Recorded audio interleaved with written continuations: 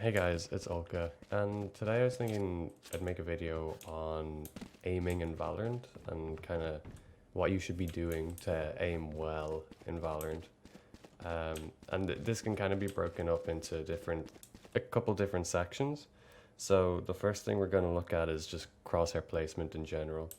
And this is the most important part of aiming in Valorant, I think, and I think a lot of people would agree with me when I say crosshair placement is more important than raw aim ability. So, raw aim ability is your ability to like flick precisely, right? Like you can just flick from place to place, or I guess your tracking as well could be considered your raw aim. Um, and that's good. Like it's good to have that. You need to have that. But crosshair placement is more important because if you know where your crosshair should be, it reduces the need for this flicking. You don't need to flick as much. You can, enemies will be where you think they are, so you just have to, shoot them instead of being like flicky and shooty. So the first thing we're gonna look at is keeping your crosshair at head height. So it's pretty self-explanatory. You want to keep your crosshair at head height, and I know for newer players it's hard to know where head height is.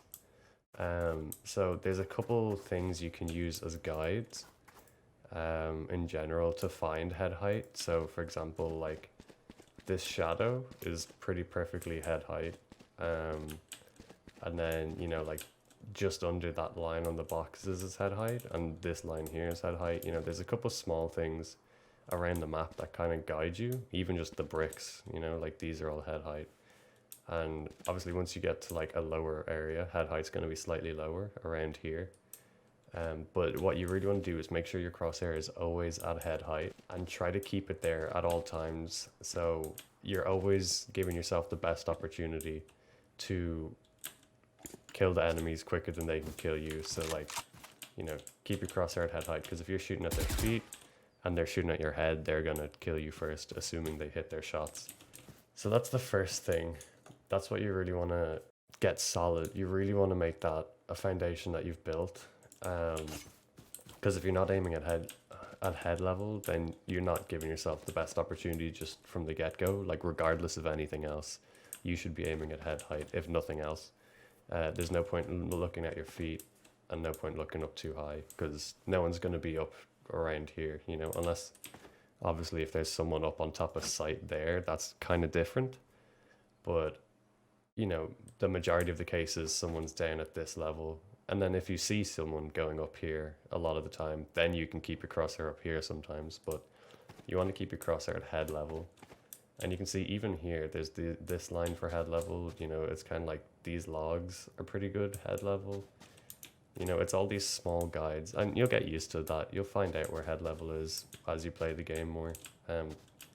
Definitely playing more helps to familiarize yourself with where head level is. So the next thing we'll want to look at is pre-aiming.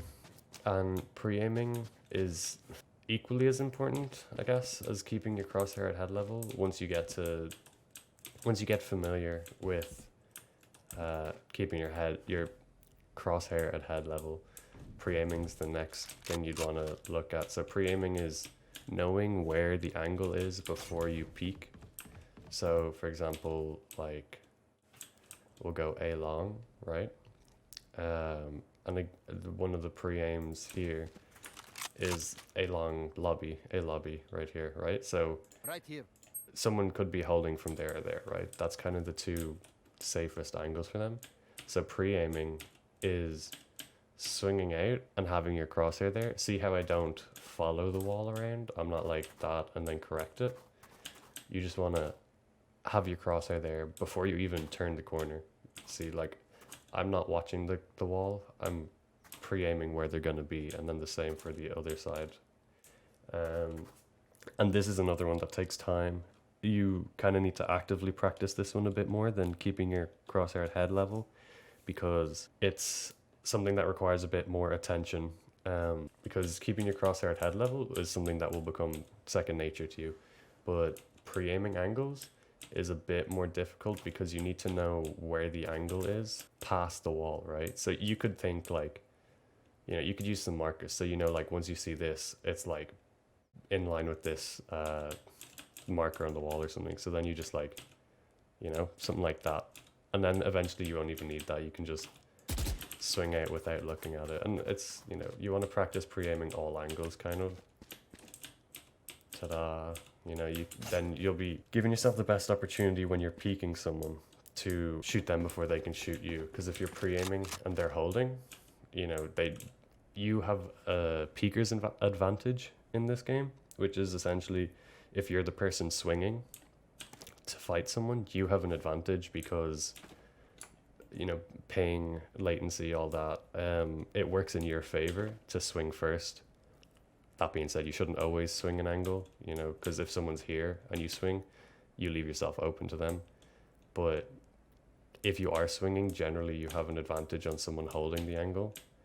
So if you can pre-aim where they are, then you'll give yourself the best opportunity to get that kill before they can get you. And it's something that's very important. Like, you need to you should go into a custom game and just practice that, like the way I am now. You just practice making sure that when you peek a corner, you're keeping it at that headshot level. And you can do this for basically every corner in the game, you know, like just so that you know that you're peeking the right place every time you peek, you know. See, even there, mine's a bit off. But yeah, pre-aiming is another very important technique or fundamental of aiming. Because if you master your pre-aim, you know, you'll have Scream aim.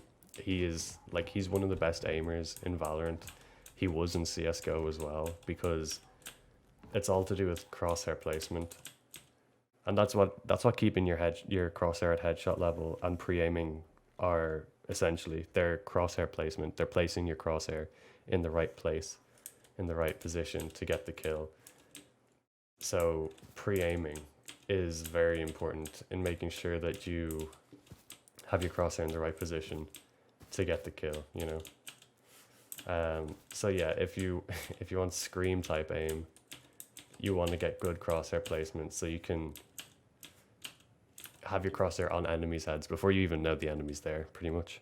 It's also worth noting that good crosshair placement is way more important than raw aim, because raw aim, being able to flick accurately and being able to, you know, 180, you're 180ing dude coming, you know, like being able to do that is more of a bailout from having bad crosshair placement or bad positioning in general. So like, it might be like, you know, there might be a case where you just have to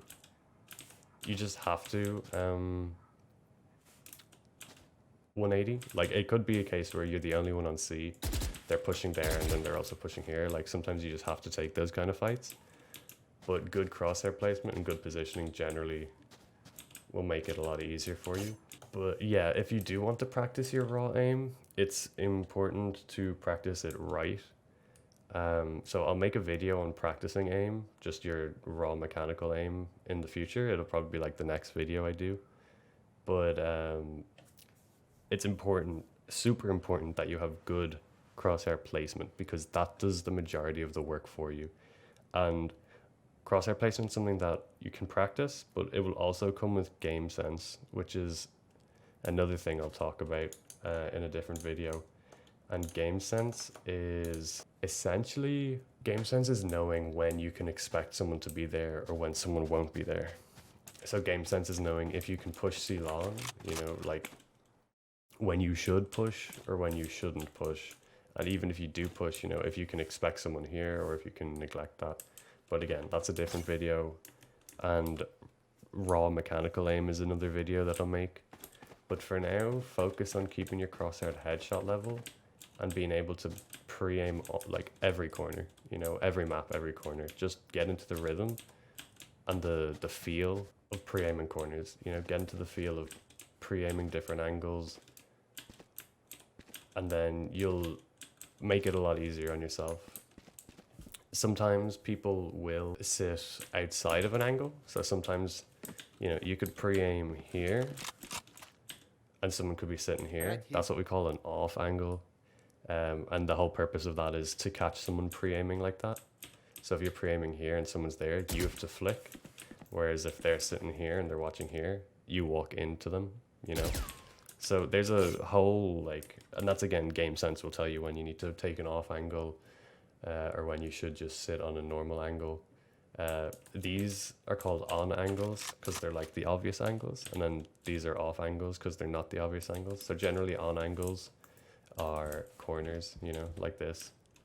On angle right here, on angle here. I guess this is an on angle as well. Whereas off angles would be like something like this, but like this one's not a great off angle because you're leaving yourself open, like extremely open. Something like this could be a better off angle because then you can just run in straight away. But I think that's the sort of core things you need to focus on for crosshair placement. Keeping your crosshair at headshot level and then being able to pre-aim angles, and then like, yeah, those would be the two basics of aiming. And then sometimes if you're playing slow like this, if you're sneaking up, you don't necessarily always want to pre-aim stuff, because if someone's holding the flank, let's say you're flanking A site here, if someone's holding that, you don't necessarily want to do this because you'll get caught out if they're like here or something. So sometimes you want to cut the pie, I think it's called, where, you know, you're slowly turning the corner and you're keeping your crosshair. See how my crosshair didn't leave the corner I'm clearing? So right here, it's stuck on this corner of the wall. Then it's stuck on the corner of the box until it meets a new corner. And then, you know, I'd clear this corner too, and then you're coming in here like this. And you can see how it's like, it's always on the corner that's kind of most dangerous, I guess. You know, like that kind of deal where you're always watching the corner that's most likely for you to get. But anyway, I hope you guys enjoyed the video. Let me know in the comments if there's any things you want me to make a video on, and I'll make them. Any tips, any tricks, I'll try and make some tips and tricks videos, I suppose, anyway.